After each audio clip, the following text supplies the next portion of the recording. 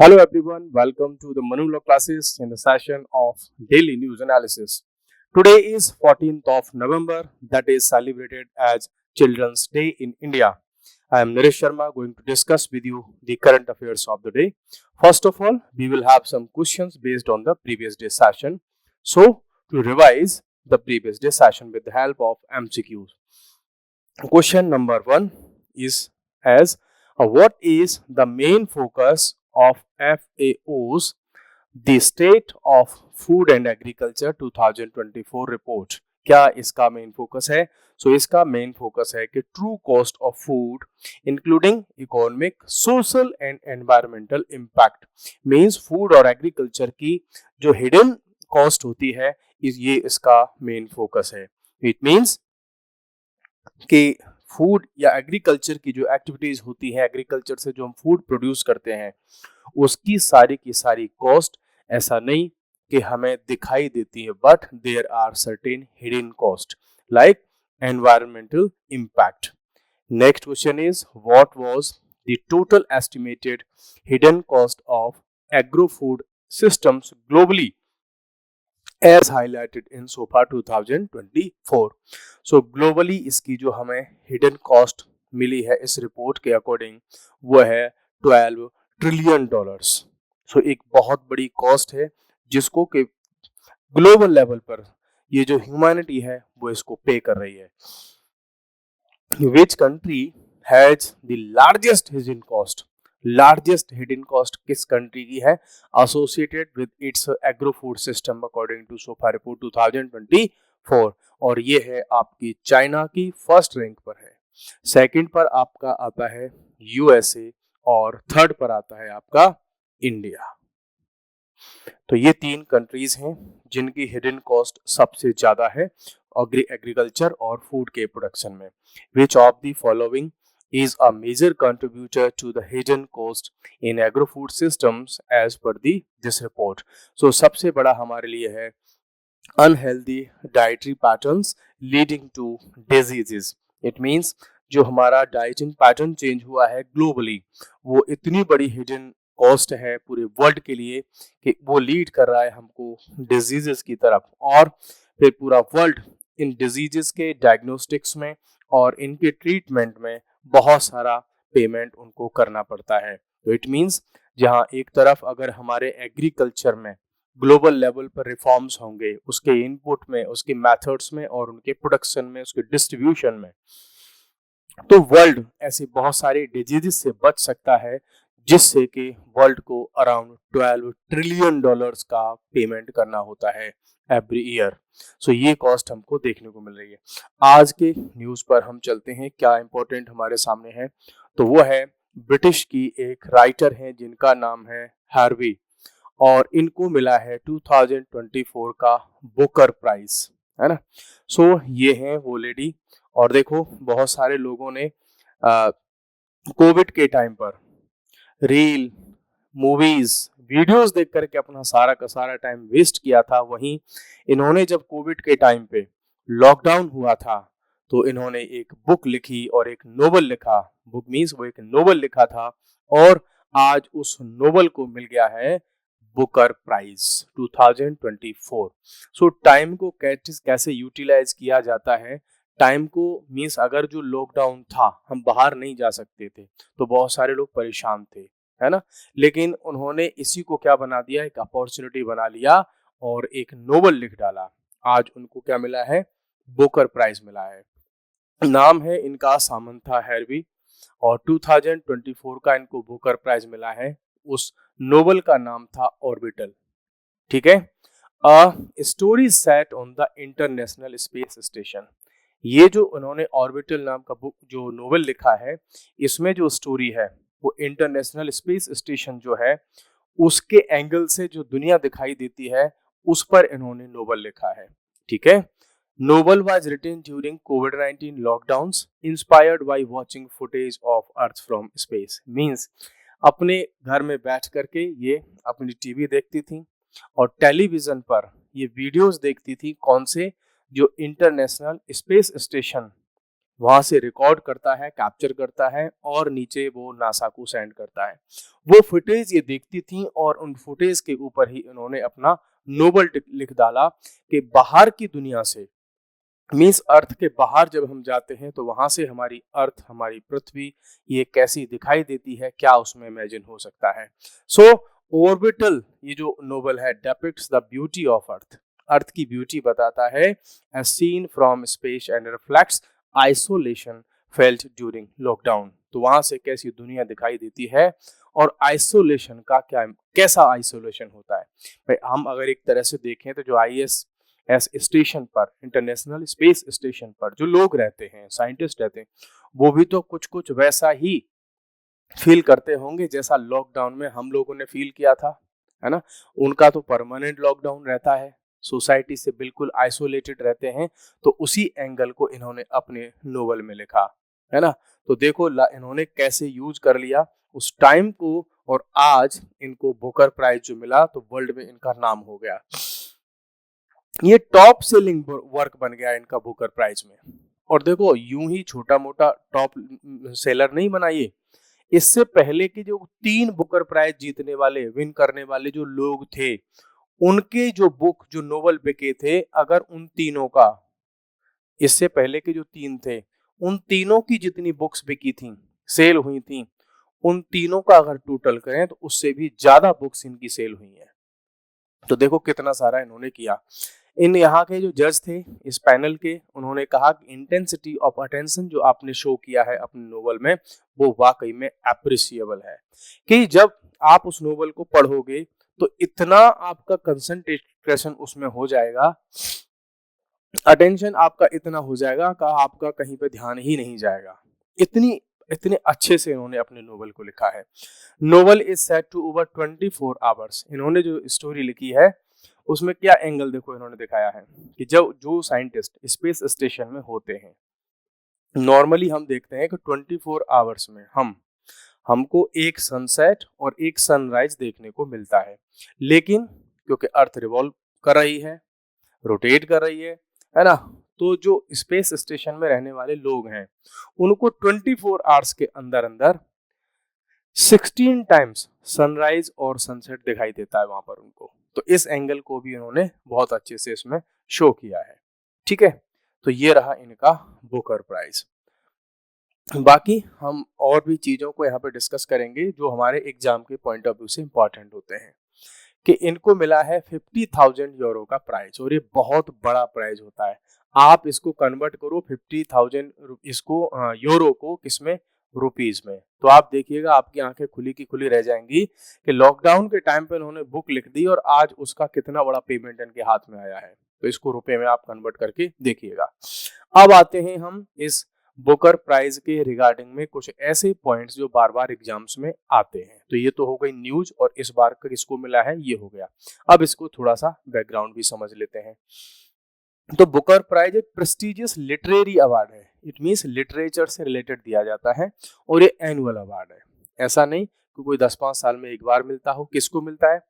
Best novel को मिलता है, कोई बेस्ट नोवेल, लेकिन वो इंग्लिश में लिखा होना चाहिए। मींस ओनली इंग्लिश लैंग्वेज के नोवेल को मिलता है, प्लस उसका पब्लिकेशन या तो यूनाइटेड किंगडम में हुआ हो या आयरलैंड में हुआ हो, तब ही उसको ये बुकर प्राइज मिलता है। ठीक है, इस बुकर प्राइज का इस्टेब्लिशमेंट की अगर हम बात करें तो इट वाज एस्टैब्लिश्ड इन 1969।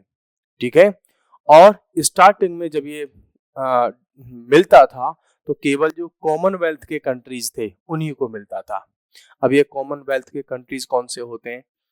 ये वो कंट्रीज थे जिन पर कभी यूनाइटेड किंगडम ने रूल किया था, यूनाइटेड किंगडम की कॉलोनी रहे थे जो, तो उन कंट्रीज के ऑथर्स को, राइटर्स को ही मिलता था। लेकिन बाद में इसको इंग्लिश लैंग्वेज के लिए ओपन कर दिया कि वर्ल्ड में कहीं से भी, any part of the world से अगर कोई इंग्लिश में कुछ लिखता है तो उसको हम ये अवार्ड देंगे बेस्ट नोवेल के लिए।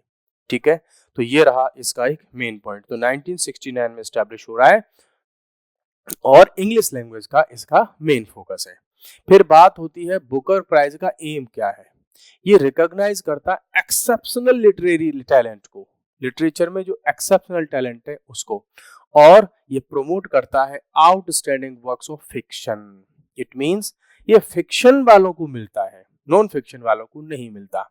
ठीक है, stimulate interest in contemporary literature, और हमारा जो कंटेम्प्रेरी लिटरेचर है उसमें अगर लोगों का इंटरेस्ट ये क्रिएट करता है तो। नेक्स्ट पॉइंट है कि बुकर प्राइज, फॉर्मली इसका नाम हुआ करता था बुकर प्राइज फॉर फिक्शन। तो आज भी ये मिलता तो फिक्शन में है, भले ही इसको हम बुकर प्राइज फॉर फिक्शन नहीं बोल रहे, लेकिन हाँ मिलता ये फिक्शन में है। बाद में इसका नाम कर दिया गया मैन बुकर प्राइज। ये देखो, इस नाम से बहुत सारे क्वेश्चंस आपको पीवाईक्यू में मिल जाएंगे कि इस बार का, अब अगर आप 2019 से पहले का अगर आप देखोगे तो वहां पे बुकर प्राइज ना पूछ करके इसका नाम मैन बुकर प्राइज से क्वेश्चन आते थे, लेकिन बाद में इसका फिर से नाम क्या कर दिया गया, ओनली बुकर प्राइज कर दिया गया। तो आज इसका करंट में नाम क्या है, बुकर प्राइज है। ठीक है, नेक्स्ट हम चलते हैं और आगे कुछ इंपॉर्टेंट पॉइंट पर कि अर्ली ईयर्स में जो है होता क्या है कि इसका जो सिलेक्शन होता है जिस पर्सन के नोवेल का, उसमें बहुत सारे लोग होते हैं, authors, publishers, journalist, notable figures from various fields. इनको उस नोवेल को पढ़ने को दे दिया जाता है, वो पढ़ करके रीड करके बताते हैं कि भाई ये बुकर प्राइज के लायक है कि नहीं। तो पूरा एक पैनल होता है वो इसको करता है। जो इसके रिसिपिएंट होते हैं 50,000 यूरो का इनको अवार्ड मिलता है, वो तो है ही है, लेकिन एक जो बड़ी चीज मिलती वो क्या है कि जब ये बुक लिखते हैं ये कोई पर्सनालिटी, तो इनकी बुक्स की सेल्स बहुत ज्यादा इंक्रीज हो जाती है, मल्टीपल टाइम्स इनकी बुक्स इंक्रीज हो जाती हैं। तो ये फिर राइटिंग में ही अपना करियर बना लेते हैं, और एवरी अगर ये एक बुक भी लॉन्च कर देते हैं तब भी इनको करोड़ों की इनकम हो जाती है। तो उस टाइप से इनका करियर बदल जाता है। दूसरा एक क्वेश्चन और आता है, इंटरनेशनल बुकर प्राइज। अब ये क्या है, मीन्स हमको कंफ्यूजन करने के लिए दो तीन पॉइंट है, एक तो बुकर प्राइज, मान बुकर प्राइज और इंटरनेशनल बुकर प्राइज। तो तीनों में डिफरेंस क्या है। फर्स्ट दो में डिफरेंस तो हमने देख लिया कि बुकर प्राइज और मान बुकर प्राइज सेम थिंग है, बस उसका नाम का अंतर है। तो मान बुकर प्राइज जो है वो अब नहीं मिलता, मीन्स उसका नाम अब क्या है, ओनली बुकर प्राइज। अब उसी का एक भाई है, भतीजा, आप कुछ भी मान लो, इसका ही ट्विन है, इंटरनेशनल बुकर प्राइज, उसी का एक सिबलिंग अवार्ड है।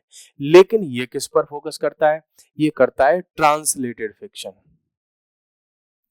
इट मींस अगर किसी पर्सन ने साउथ अफ्रीका में बैठ करके वहां की लोकल लैंग्वेज में, इंडिया में बैठ करके हिंदी में अगर किसी ने कुछ लिखा है और उसका ट्रांसलेशन अगर इंग्लिश में हुआ है, वो फिक्शन का नोवेल है, तो फिर क्या होगा, उसको मिलेगा इंटरनेशनल बुकर प्राइज, इंटरनेशनल मिलेगा उसको। सो बात कुल मिलाकर के लगभग सेम है।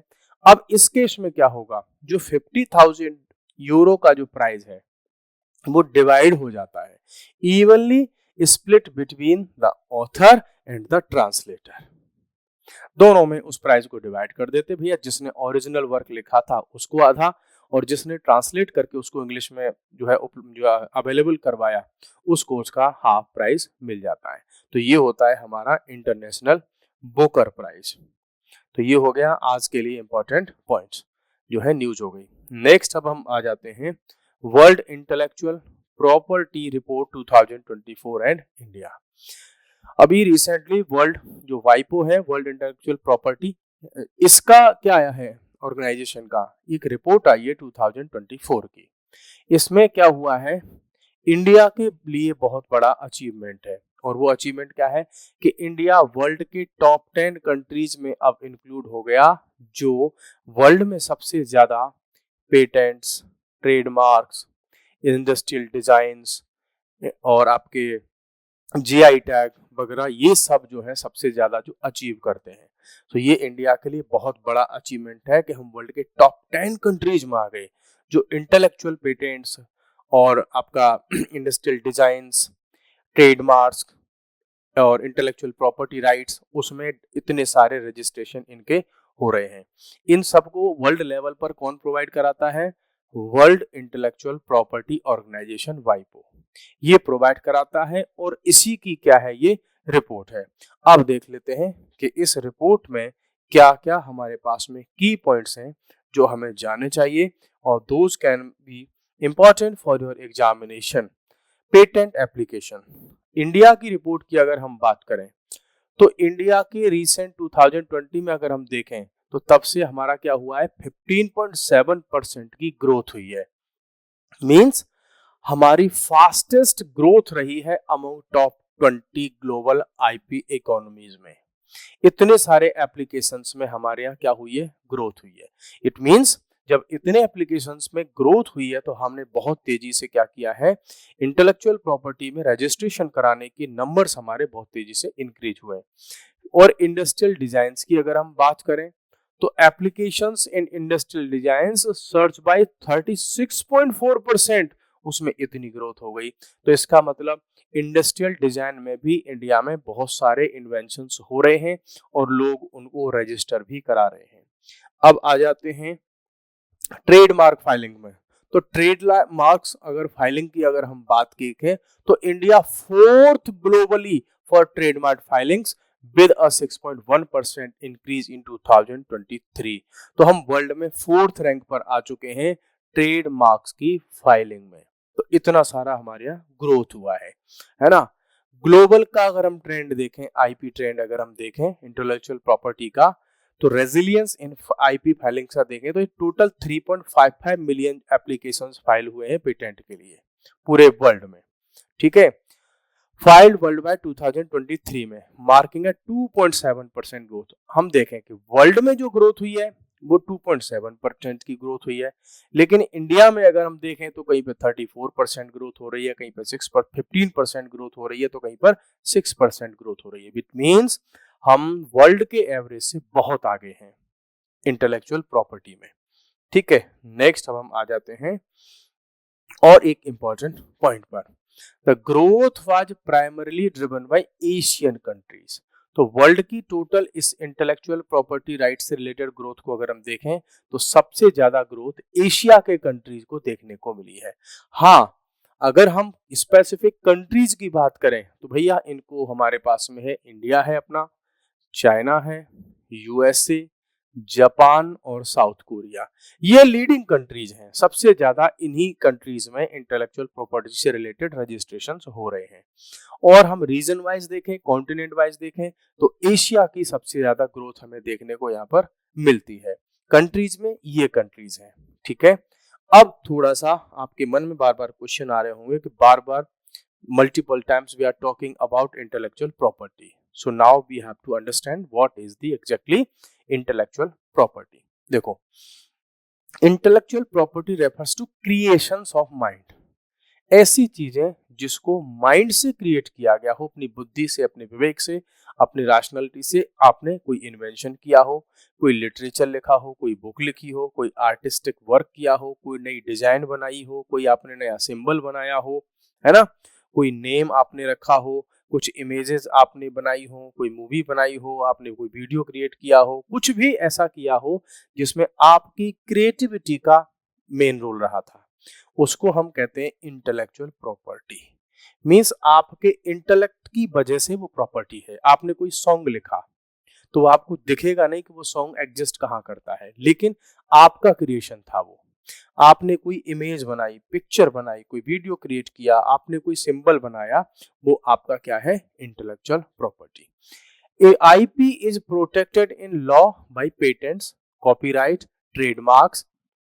तो हमारी जो इंटेलेक्चुअल प्रॉपर्टी होती है उसके लिए डिफरेंट लॉज हैं जहां उसको हम क्या करते हैं, प्रोटेक्ट करते हैं और उसका हमको रिकॉग्निशन मिलता है। उसका पेमेंट भी बहुत सारे लोग लेते हैं, पैसा भी खूब सारा कमाते हैं उसके through. Types of intellectual property. अब जो ऊपर हम बहुत सारे वर्ड्स यूज करके आए थे, अब उनका बेसिक समझ लेते हैं क्या है। पहला है पेटेंट। पेटेंट क्या है? Is an exclusive right. आपने कोई प्रोसेस डेवलप की कि भैया चाय बनाने की कोई आपने एक नई टेक्निक डेवलप कर ली और आपने उसको पेटेंट करा लिया कि अब इस टेक्निक को यूज करके कोई इस चीज को नहीं क्रिएट करेगा, तो वो प्रोसेस आपका क्या हो गई, पेटेंट हो गई, आपकी प्रॉपर्टी हो गई। ठीक है, अब कोई इन्वेंशन हो सकता है, प्रोडक्ट हो सकता है, कोई प्रोसेस हो सकती है, ठीक है, कोई न्यू वे हो सकता है किसी काम को करने का, है ना, अ न्यू टेक्निकल सॉल्यूशन हो सकता है किसी प्रॉब्लम का, इसको बोलते हैं हम पेटेंट। नेक्स्ट आ जाते हैं कॉपीराइट। आपने कोई बुक लिखी, आपने कोई पैसेज लिखा, कोई आर्टिकल लिखा, आपने कोई सॉन्ग लिखा, आपने क्या ले लिया, उसका कॉपीराइट ले लिया। इट मीन्स वो आपकी प्रॉपर्टी है, उसको कोई कॉपी नहीं कर सकता कि कॉपी करके मार्केट में बेचना स्टार्ट कर दे। ठीक, नेक्स्ट आ जाते हैं ट्रेडमार्क। आपने अपनी बिजनेस फर्म का कोई नाम रख लिया, क्लियर, और उस नेम को, आपके उस नेम को फिर दूसरी कोई फर्म, कोई कंपनी उसको यूज नहीं कर सकती, उसको बोलते हैं हम फिर ट्रेडमार्क। अब वो उसका कोई सिंबल हो सकता है, आपकी फर्म का नेम हो सकता है, जिसको अदर कंपनी यूज नहीं करेंगे। फिर आता है इंडस्ट्रियल डिजाइन्स। इंडस्ट्री में बहुत सारी चीजें होती हैं, जैसे कि हम ज्वेलरी की इंडस्ट्री की बात करें तो वहां पर डिफरेंट टाइप्स के ऑर्नामेंट्स वगैरह डिजाइन होते हैं, तो उनके भी पर्सन को राइट्स मिल जाते हैं और उनको बोलते हैं हम इंडस्ट्रियल डिजाइन से रिलेटेड राइट्स। तो उसको भी हम सिक्योर करा सकते हैं कि आपने कोई स्पेशल मशीन डिजाइन कर दी इंडस्ट्री के लिए, तो वो आपका राइट हो जाएगा। फिर आता है ज्योग्राफिकल इंडिकेशंस, ये भी एक टाइप का इंटेलेक्चुअल प्रॉपर्टी राइट है।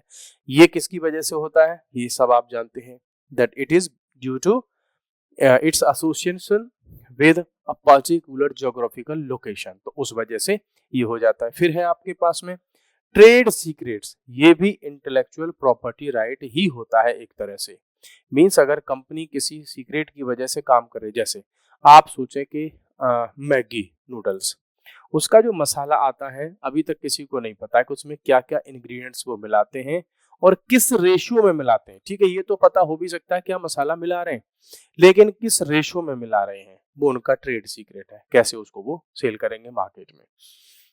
अब हमने इतना सारा ऊपर रिपोर्ट्स देखी कि इंडिया ने यार बहुत सारी इसमें ग्रोथ की है इंटेलेक्चुअल प्रॉपर्टी में, तो इंडिया ने ऐसा किया क्या।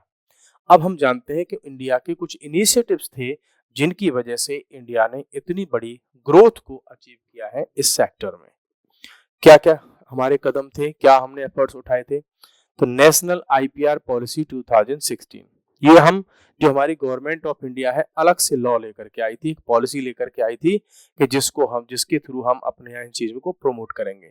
तो policy consolidates all forms of intellectual property rights into a unified vision document बना दिया इन्होंने, establishing an institutional framework for the implementation, monitoring और review of the IP laws. Proper policy बना ली हमने फ्यूचर के कई ईयर्स के लिए कि जिसके बेसिस पर हम इंडिया में इंटेलेक्चुअल प्रॉपर्टी को प्रमोट करेंगे, जिससे कि उसमें केसेस जो हो, डिस्प्यूट्स हो वो कम हो, जो लोग इसमें रजिस्ट्रेशन कराना चाहते हैं उनके लिए इजी हो जाए, है ना, गवर्नमेंट के अधिकारियों को ट्रेनिंग मिल जाए प्रॉपरली, तो वो सारा कुछ था। पॉलिसी का एम क्या था, फोस्टर इनोवेशन, इनोवेशन को सपोर्ट करना, क्रिएटिविटी को सपोर्ट करना। नेक्स्ट है cell for IPR promotion and management. एक हमने अलग से सेल बनाई, एक डिपार्टमेंट क्रिएट किया, उसका काम था कि वो आईपीआर को प्रमोट करेगी और उसको मैनेज करेगी। Established to coordinate the execution of the national IPR policy, तो जो ऊपर हमने पॉलिसी बनाई उसके इम्प्लीमेंटेशन के लिए हमने अलग से डिपार्टमेंट बनाया कि आप जो इसमें ऑफिसर्स हैं वो सबके सब क्या करें, उसके प्रमोशन पर वर्क करें। नेक्स्ट हमने बनाया था national intellectual property awareness mission, NIPAM, इसको हमने क्रिएट किया। ये हमारा एक फ्लैगशिप इनिशिएटिव था और इसको डिजाइन किया गया था promote IP awareness and provide basic IP training educational institutions. India में आईपी के रिगार्डिंग में अवेयरनेस को प्रमोट करना और बेसिक आईपी से रिलेटेड ट्रेनिंग प्रोवाइड कराना, स्पेशली एजुकेशनल इंस्टीट्यूशंस को, कि जो बच्चे अपना ग्रेजुएशन करके बाहर आते हैं तो उनको ये चीजें पहले से ही पता हो कि अपनी एजुकेशन से रिलेटेड चीजों को वो यहाँ पे यूज करके कुछ नया क्रिएट कर सकें और उसको रजिस्टर कर सकें। नेक्स्ट हमने बनाया था scheme for facilitating startups intellectual property protection. ये भी बनाया कि लोग नए स्टार्टअप करें, लोगों को नए एम्प्लॉयमेंट के जो है चांसेस, पॉसिबिलिटीज, अपॉर्चुनिटीज क्रिएट करें, तो उसके लिए भी हमने ये मिशन लॉन्च किया था। नेक्स्ट हमारे पास में था अटल अटल इनोवेशन मिशन, ये भी हमने क्रिएट किया। सेटअप बाय नीति आयोग ने इसको क्रिएट किया था 2016 में, किस लिए, to cultivate a culture of innovation. किस पे फोकस हो, इनोवेशन पे, एंटरप्रेन्योरशिप पर फोकस हो, ठीक है। और हैज लॉन्च्ड 4 की प्रोग्राम्स। अब इसी अटल इनोवेशन मिशन में अलग अलग उन्होंने छोटे छोटे कई सारे प्रोग्राम्स चलाए। क्या? अटल टिंकरिंग लैब्स, ये लैब्स चलाई। स्कूल के जो स्टूडेंट्स हैं 12th 11th 12th 10th उसी लेवल पर उन बच्चों को ट्रेनिंग दी जा रही है और वहां से हमारी ये ग्रोथ देखने को मिल रही है। नेक्स्ट है अटल इंक्यूबेशन सेंटर्स। तो जो भी लोग अपने इंटेलेक्चुअल प्रॉपर्टी के थ्रू कुछ नया स्टार्टअप क्रिएट करना चाहते हैं उनको हेल्प मिलती है। Atal new India challenge and Atal grand challenges, इसके ये भी हमने मिशन लॉन्च किया कि नए इंडिया की, आज की इंडिया की, फ्यूचर के इंडिया की क्या क्या प्रॉब्लम्स होंगी, कैसे हम उनको सॉल्व कर सकते हैं, ये फोकस किया हमने उस पर। फिर मेंटोर इंडिया, इंडिया में मेंटोरशिप के लिए प्रोग्राम हमने स्टार्ट किया कि सपोज करो आपके मन में कोई आइडिया है, आप कैसे उस आइडिया को इंटेलेक्चुअल प्रॉपर्टी में कन्वर्ट कर सकते हैं। इस तरीके की मेंटरशिप प्रोवाइड कराने के लिए भी क्या है, स्कीम चल रही है। अब आ जाते हैं, बिकॉज ये रिपोर्ट किसकी थी, ये थी वर्ल्ड इंटेलेक्चुअल प्रॉपर्टी ऑर्गेनाइजेशन की। So let's have some basic points regarding this organization. So this is a self funding organization है, सेल्फ फंडिंग एजेंसी है, खुद की फंडिंग खुद से करती है। हाँ, आती किसके अंदर है ये, यूनाइटेड नेशंस के अंदर। क्या काम है इसका, it serves world's innovators creators, उनको जो है सर्विस प्रोवाइड कराना और ensuring that their ideas travel safely to the market and improve lives everywhere। Means अगर हमारा कोई आइडिया है वो एक से दूसरी जगह पर अगर जा रहा है तो सेफली जाए, ऐसा ना हो उस आइडिया को कोई चुरा करके और उससे कोई और ही पैसा बना ले और जिस व्यक्ति का ओरिजिनल वो आइडिया था वो कहीं गुम हो जाए।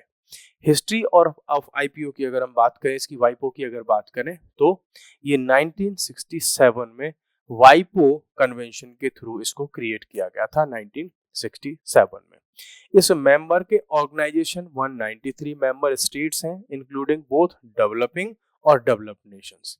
चाहे वो डेवलप्ड नेशंस हो या डेवलपिंग हो तो ये वही है जो यूएन को भी के भी मेंबर्स हैं। फिर बात करें, इसमें ये बहुत सारे कंट्रीज हैं, ये सब क्या है, इसके मेंबर्स हैं। तो ये कोई बड़ी बात नहीं है कि कौन इसका मेंबर है, ये लर्न करने की आपको रिक्वायरमेंट नहीं है।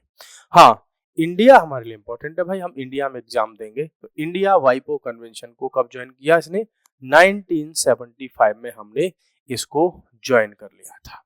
ठीक है, तो ये हो गया हमारा इंडिया के रिगार्डिंग में क्या इंफॉर्मेशन है कि वाइपो हमने कब ज्वाइन किया, 1975 में हमने इसको ज्वाइन किया। हेडक्वार्टर्स बहुत पूछे जाते हैं इस तरह के क्वेश्चन, ये जेनेवा स्विट्जरलैंड में है। So this is the correct answer regarding its headquarters.